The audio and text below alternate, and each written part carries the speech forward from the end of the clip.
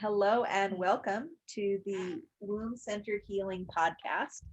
I'm Sama Morningstar, and I have River Starlight with me here today. Thank you so much for joining us, River. I met River in a variety of different ways, kind of all at the same time. You showed up in the Womb Centered Healing Temple and started sharing some beautiful content about sensual and sexual awareness and healing, and then you showed up on some of my webinars and we had some lovely discussions, and then we've been meeting here and there to talk about collaboration, and we're finally getting on the podcast. So glad you're with us here today, River. I would love for you to introduce yourself a little bit more, share about your work, and we've been talking about particular topics, so if you can introduce those topics, and then we'll carry on from there. Thank you, Sama. And yeah, before I do that, I just want to say that I really just kind of fell in love with your work. I remember just all of a sudden somehow stumbling upon your Facebook group, and I really enjoyed your just realness and authenticity. There was, there's many people that do womb stuff, but you just did it in a way that really spoke to me, that felt really kind of full spectrum, really like kind of witchy, but grounded. They had lots of wisdom, kind of practical magic almost. And I was really inspired. So yeah, I think it's been a while. It's been a few months since we've been talking about this podcast, but here we are. Yeah, here we are. And thank you for those reflections. I love it. Yeah, you are definitely, I just really admired you, and I grew to do that more and more. Wonderful. So yeah, my name is River Starlight. That's the name that I go by. This name was actually given to me on the Big Island when I had my big, I don't mean to sound like woo, but it was kind of like a Kundalini awakening on the Big Island of Hawaii.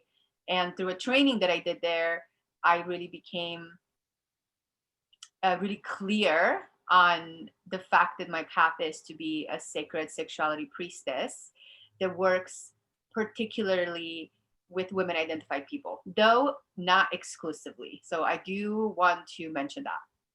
I absolutely love womb work, and I love vagina work. And that is kind of my altar. That's like my spiritual path.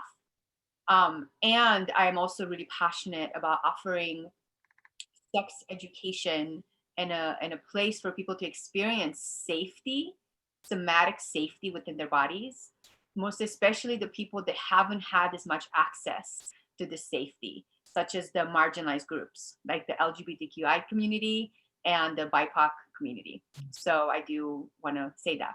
And the people that are, on the full gender, non-gender spectrum. And with that in mind, I call myself a somatic intimacy coach and body worker and a pleasure activist. And it's funny because when I said pleasure activist originally, I didn't mean what most people mean. So Sama, like for you, when I say pleasure activist, what does that mean to you? Well, what it means to me, and by the way, I think there's a book out now called Pleasure Activism. I'm not sure, but I've had conversations with that terminology with other people on the podcast and just personally.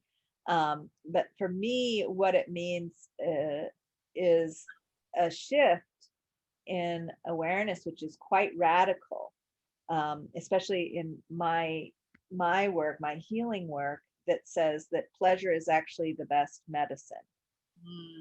And a lot of healing paths and spiritual paths have this sort of no pain, no gain, arduous work attitude or approach to healing, which I feel, if you look at it physiologically and what's happening biochemically when we think that we have this arduous, painful, work-oriented journey ahead, is we're still in fight and flight mode. We're in stress mode, and that is the opposite of what mode our body needs to be in physiologically in order to heal. And it's about this accomplishing, and you're still in the rat race. You're still doing the same pattern that is causing all the wounding in the first place, and that's making it hard to come home to yourself. and to be fully embodied. And it's just perpetuating the very traumas that we're trying to heal from.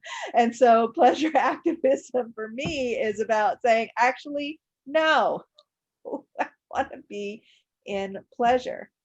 And it's coming to another place for me too, because there is so there are so many people and in really unpleasant circumstances because of the systems that we have in place. And I have a huge amount of privilege to be able to say, I'm just going to set up my life in a pleasurable way in a lot of ways.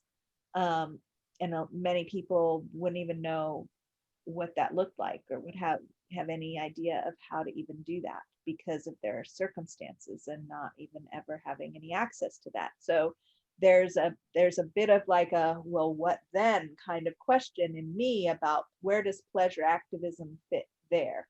How can I, for people who don't have access to the things that I have access to, who, don't even have trash pickup, can't even Right. afford to take their trash to the dump, who don't even have a home, who are homeless and don't have been so wounded and so abused that they have mental illness issues that they can't even manage. How where does my pleasure activism come into play there?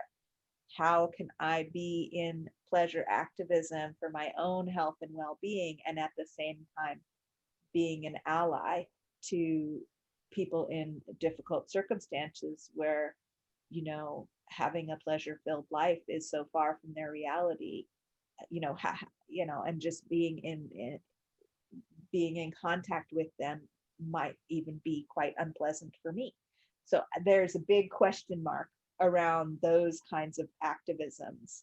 And especially when I'm looking at being an activist in other realms too, like environmental activism, that there's the fantasy of being an environmental activist and going out and climbing up to the top of a tree and staying there and that being a pleasant experience. But it's not a pleasant experience when somebody's coming along with a chainsaw and threatening to cut the tree down and cutting off your supply lines of food and all this kind of stuff, and you're constantly in that state of confronting the aspects of society that are wanting to destroy our natural environment for some reason. So Yeah. so there's this big, okay, yeah, pleasure activism, and what about all of this? What about all of this that needs to happen in order to make this possible for everyone? Or is it just possible for those who can manage to have a nice house in a nice place? Yeah. That was a lot. You asked the question, and we're on the Centered Healing Podcast, so I said my answer. Sure.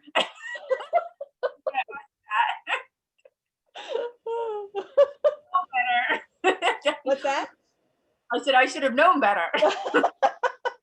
You could have told me in one or two sentences. Tell me. My that's not one of my fortes, right? Like college, it was always like, what's the thesis? What's the thesis? Like for me, just like you, it's like I have such an easy time elaborating, right? Yes. So sort of like coming to the to the bare bone of something. No, but what you said is so fucking relevant in so many different ways. Um, so I'm trying to think like, what am I even going to start with? So the first thing that came to me was that's exactly what I mean by pleasure activism. All of that, even the big question mark, the big unknown bits of it, the huge looming unknown bits of it. Because, historically speaking, pleasure has not been equally accessible. And it's not just historically speaking, it's presently speaking, like you were saying. So it's a little bit of a conundrum, right? Because and this is kind of segue into the topic of this podcast, which is that because we live in a patriarchal and capitalistic society, and a lot of other westernized cultures do as well, and cultures that have been colonized, there's this, exactly what you were kind of speaking to, there's this doing, there's this emphasis on doing, but it's a doing on steroids. It's a doing at the expense of basically our health. And in its more extreme levels, it's a doing, it's a dominating at the expense of the earth, at the expense of life, at the expense of really what it means to be human, and most especially at the expense of pleasure. So when you say, yeah, what do we do with that? What do we do with all of this? Like, I am a white woman, and what I noticed in my trainings, in my, in my spiritual groups, in the yoga groups, in the tantra groups, in the somatic, even somatic sex education groups, it's mostly white. And that is not to say that capitalism does not live inside our bodies too. It does, but we are at a certain point of privilege that grants us more access to pleasure, more space for pleasure. And however, how we use that and how much time we take for it is actually really kind of the point, because in patriarchal notions, there's this idea that the pleasure somehow has to come last. And even and the pleasure really is not even pleasure. It's more like this jolting and this overstimulation, that instant gratification that basically puts you to sleep, and comes in the form of, junk food, a bunch of sugar. Basically is all about coming out of your body because you are so overwhelmed with being in survival mode, which most people are in. And pleasure is actually nourishing. Pleasure is coming in the body as much as you can, gradually. Like you said, Sama, it's not about pushing yourself into it, which is a big part of many things, a big part of many modalities. And it's exactly true. Our body actually responds by closing itself when we're being pushed upon. But we're so used to this patriarchal way of living, it's really hard to see ourselves out of it. I mean, really, in reality, we can't. We can imagine it, but we cannot. We have to employ through our body and through pleasure practices. And when I mean pleasure practices, I don't mean like having mind-blowing sex. I mean, which can be great and really healthy, but what I mean more is having, within the constraints of your life. And I'm aware that even as I'm saying this, this does not apply to the people you spoke to. It does not apply to the people that have almost no access. But within the people that have more, finding the time to actually regulate our nervous system. And this is something that people don't know. So in capitalistic and overly religious, manipulative societies, there's a lot of do this, work, be productive, and then you can have a little pleasure. Except we may never get to the pleasure. And when we get to the pleasure, we're going to be too fucking tired to even be able to take it in fully. So then it becomes completely rewiring that into, wait, biologically and naturally, pleasure actually activates, right? This is like the other part of activation that came later. It activates certain responses in the body. These are neuro responses. They are biochemical responses, like you said. They are biological, physiological responses. They are scientific responses. They have to do with endorphins. They have to do with hormones. They have to do with the nervous system regulating itself out of either survival or freezing, which most of us are in, or fawn, which is the pleasing, and going more into the window of tolerance. And in this window of tolerance, we are more engaged. We feel safer, and we make better decisions for our health. And from this place, we have more access to show up, not just for ourselves, but for others. So that's where that other piece in my mind comes, Sama. It comes with getting as much access as we can in ourselves, because it has to start with ourselves, and then showing up for others, having our nervous system regulated enough where we can hold space for others, the groups that we were talking about, to create more safety around them, and them being able to, first of all, to have their basic needs met. That's before any kind of pleasure can even be discussed. There has to be a sense of, I am fed, I am safe, I have a roof over my head. It's very hard to access pleasure when we don't feel safe. It's actually almost impossible. Like, safety and intimacy really have to be together. We can be intimate without safety, which a lot of people do, and which I've done in the past, but we have to do it in an associated way. We're dissociated, meaning we've left a connection, we've left behind a connection with the body. So we're kind of numbing out. And then, that's the same with, a lot of pleasure coping mechanisms when people aren't safe is drug use, for example, which tricks your body into feeling pleasure by, you're ingesting or smoking or shooting up with chemical substances that activate your pleasure receptors in your nervous system in an artificial way. And most people are needing to do that because it's an actual need to feel okay in our lives, to have a certain amount of that. And drug addiction arises out of lifestyles and circumstances. It's mostly circumstances that produces a lifestyle that doesn't allow for enough of naturally occurring pleasure and biochemistry because of lack of safety, lack of basic needs being met, and all of that. And so, it's not that there's, we just need to, and I don't claim to have any solutions about all this. And that's one thing that I'm grappling with right now, because we just bought a home in a community where there's quite a big population of people that are grappling with this, and some of them aren't even grappling with it, they're just living in it, and that's all they know, and they're not, there's no movement towards any kind of improvement because they don't know any other way of living.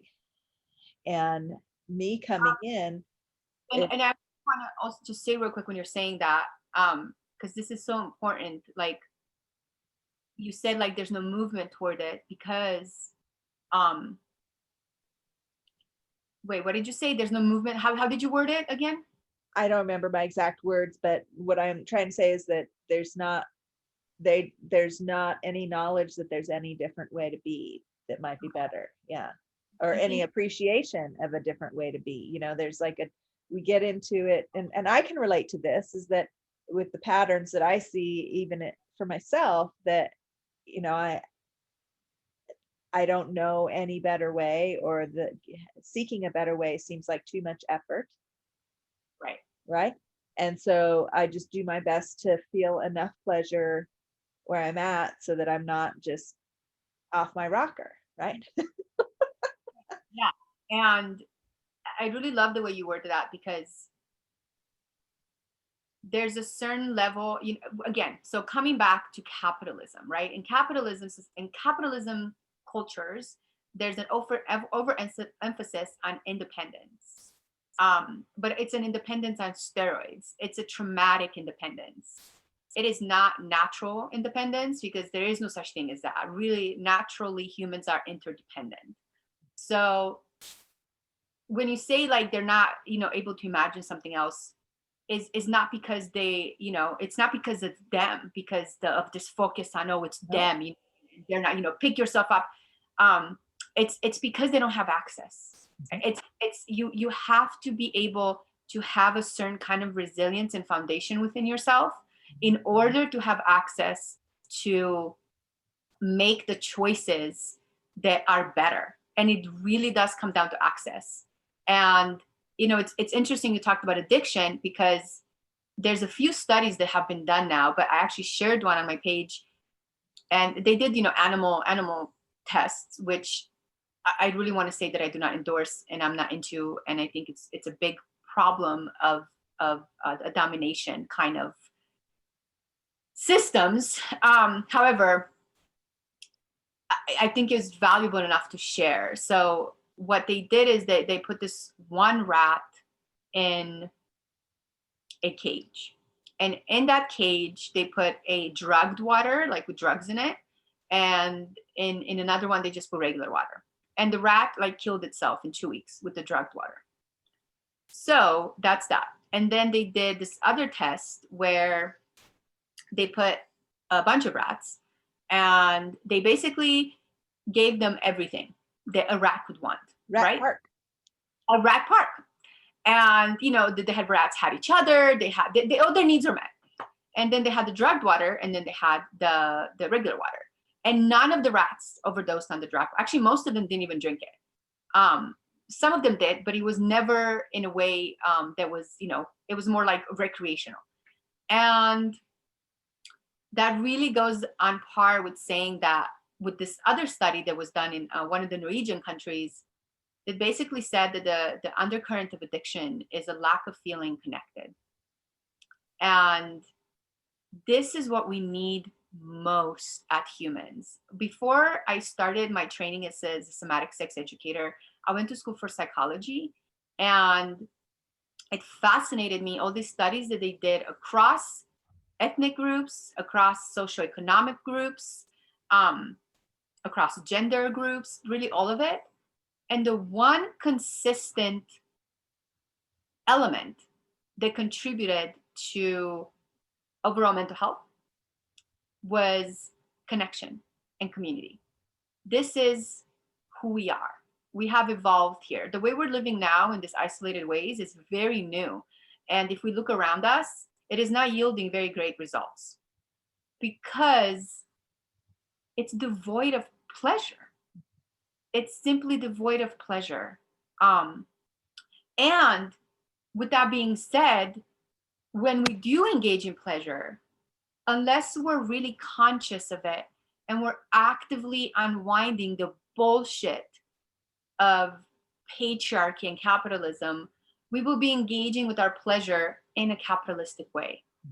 I found myself, even in my own pleasure, I mean, one of the craziest, most mind-blowing things that happened for me was at the beginning of our training, we had to have an erotic exploration with ourselves. So that's the foundation.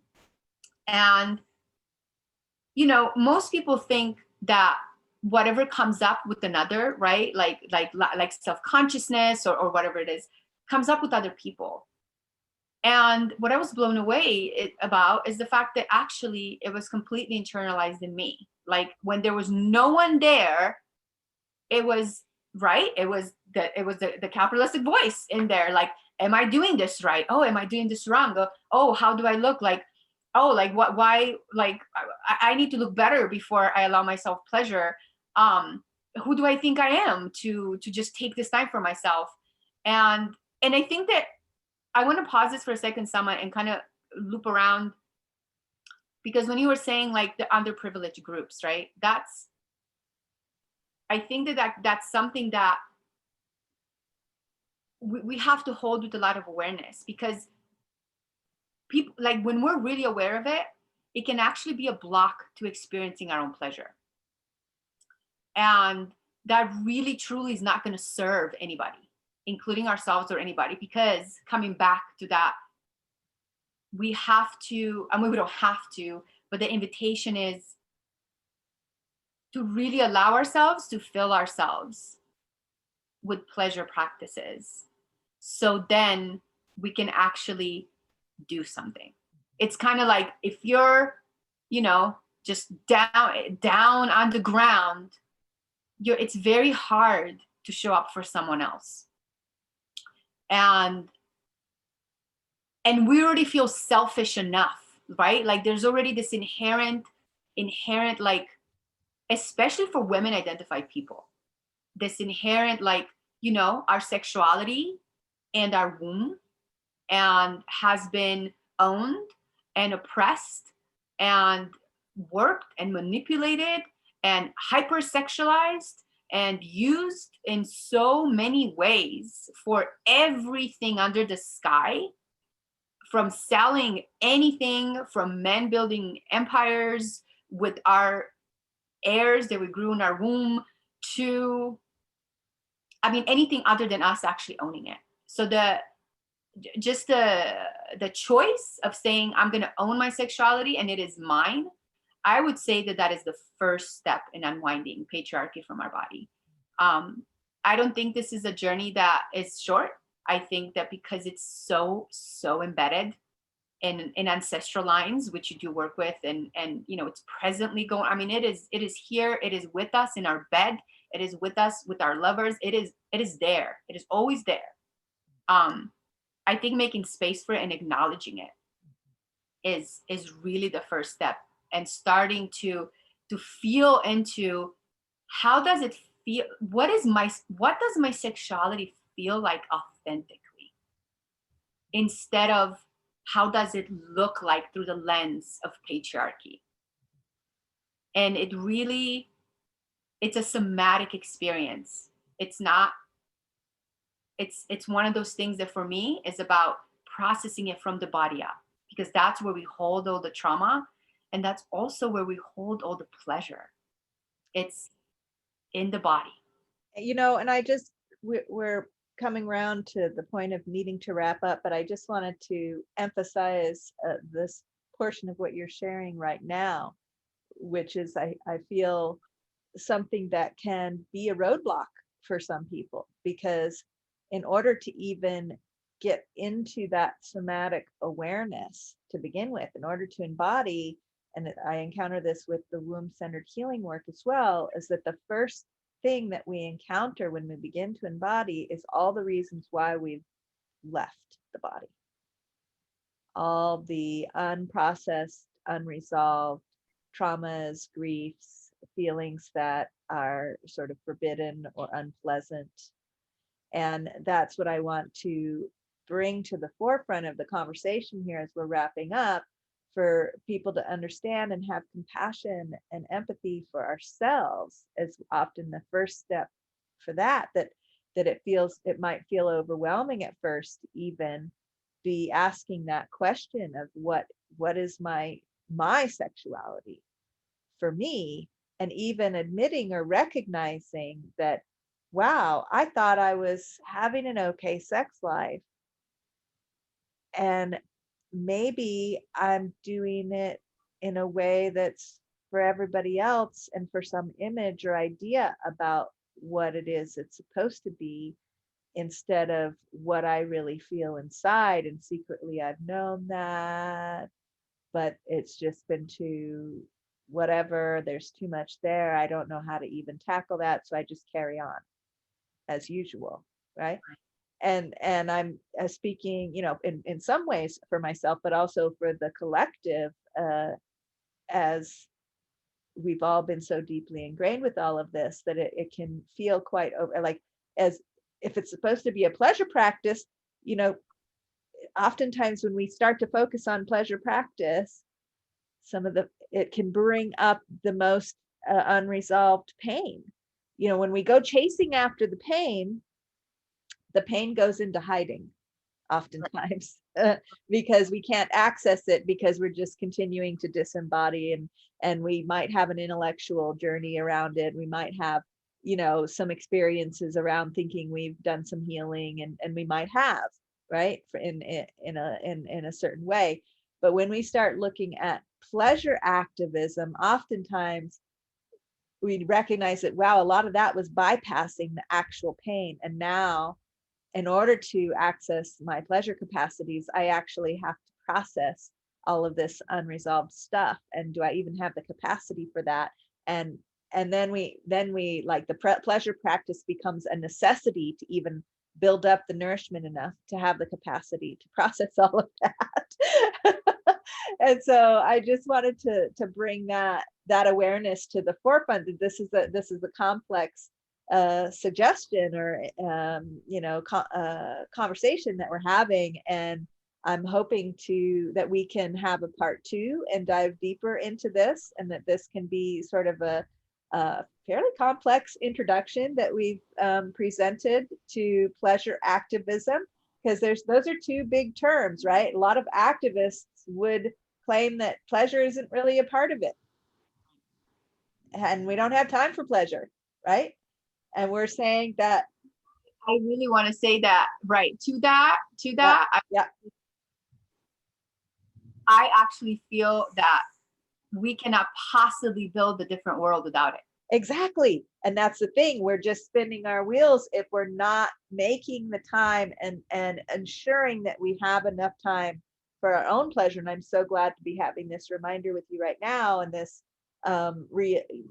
deepening of my commitment to that pleasure practice, so that I'm coming with a regulated nervous system to any activity that I'm doing to help others, or to create a new reality. It needs to be founded in a different place in our nervous systems. And even getting there, and I've been blessed. I'm 50 years old now, and I've been blessed with large periods of time in my life where I was surrounded by all of these pleasures that really nourished me. And now it's like, okay, you did all that preparation, and now it's time for you to do this activism work and apply it all on the ground. So yeah, so this has been such a rich conversation. Thank you so much, River. If somebody wanted to find out more about your work and contact you, how would they do so? Yeah. So before I do that, I just want to end with saying that I love what you said about it being overwhelming to some people hearing that. And this is something that I always start with in all my discovery sessions, knowing that when we come in the body, we are going to encounter, like you said, everything that we were trying not to feel, except we can't choose. So if we're not feeling anything and numbing ourselves, we're also going to have lesser access for pleasure. However, if we feel safe enough, we can gradually start to feel more at our own pace in a way that doesn't burn out our nervous system. And we can use pleasure not as a goal, but as an ally.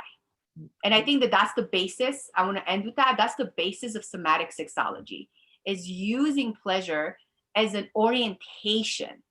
We are orienting towards pleasure. Pleasure is kind of the platform that is helping us hold everything else. Because interestingly enough, when we start feeling gradually at our own pace in a safe container, and that's crucial, I cannot say it enough, even stuff that can feel challenging can start to have a certain pleasurable quality, because you're coming home. You are putting your fragments back together. All right, you did it for me there, River. Okay. Oh, That is the way to end it. oh yeah. Oh my gosh. Oh yeah, that You. was good for me too. Thank you. Oh my gosh, that just hearing what you were saying, and thank you so much, because it just really thank you. I can't even put words to it right now. I'm just gonna be with that. And the words, the words that came to me when you were sharing that is pleasure is food. Right? So we have a meal, or more than one meal every day, to nourish our bodies. Yeah. Pleasure is food. What's that? It restores. And a restorative. It's restorative. It's medicine. It's food. It's basic necessity of life. So So with that, the way people can get in touch with me if they want to know more about my work, and if they want to experience the safe container that I'm talking about, to have the freedom and the invitation to really experience themselves in their body and their erotic energy in a way that's consensual, and celebrated, and in a way with no agenda, in a way with no agenda, with no performance. So healing that performance of patriarchy. Um, my website mysticintimacy.com. So you can go there, and I also have a Facebook page. It's also called Mystic Intimacy, and I also have a Facebook group called Sensual Embodiment for women identified people. So you can check any of those out. And yeah, hope to hear from you. It's always such an honor to work with people on this most vulnerable and potent journey, and reclaiming eros, like reclaiming eros, which is, the stuff of nature, the stuff Mm, of cosmic energy, the mm, stuff made mm. Thank you so, so much, River. And I just want to remind listeners that if you want to learn more about what's going on in the Womb Centered Healing Temple, you can go to wombcenteredhealing.com. You can also join the Womb Centered Healing Temple Facebook group. Um, and yeah, we'll be sharing about these and future podcasts, recordings there. And you can sign up for the mailing list at wombcenteredhealing.com as well to get email notifications about these podcast episodes and future courses, workshops, events. Hopefully that River will be offering some and collaborating with me where we've got some things brewing in the pot. So stay tuned, especially for part 2 of this wonderful series, I hope, of podcasts about pleasure activism. So stay tuned. All right, that's all for now. Until next time. Thank you. Mhm.